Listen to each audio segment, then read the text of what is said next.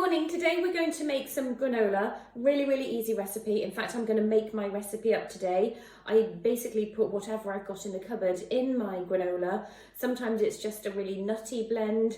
You can use different types of oats. You can use rolled oats. You can use porridge, which is spelt porridge. You can use whatever type of porridge you've got in the cupboard. And you can put nuts and seeds and all sorts of different things in it. So I'm just going to tell you what I'm putting in this recipe today, but as I say, I make it up and you can make your own up too, depending on what you like.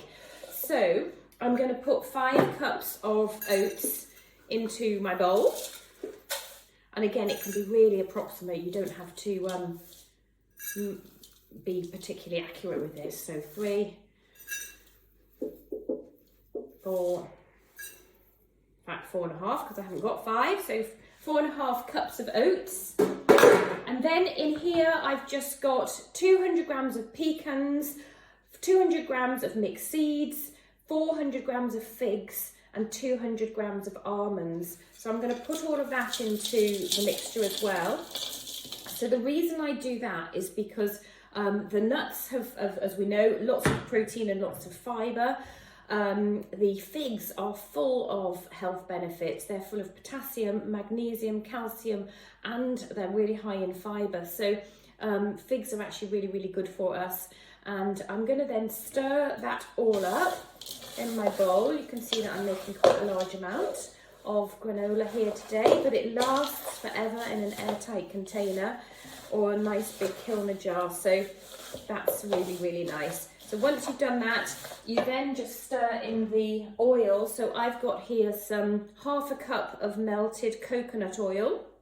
And I've also added to this some black molasses, because that, again, if you Google black molasses, it's got huge amounts of health benefits.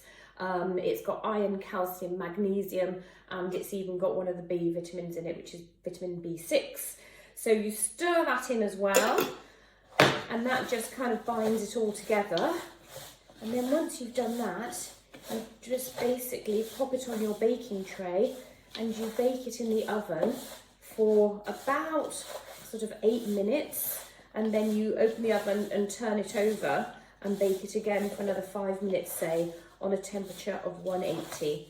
So I'm going to just do that and I will pop it in the oven, and then when it's done, I'll show you how it looks when it's done.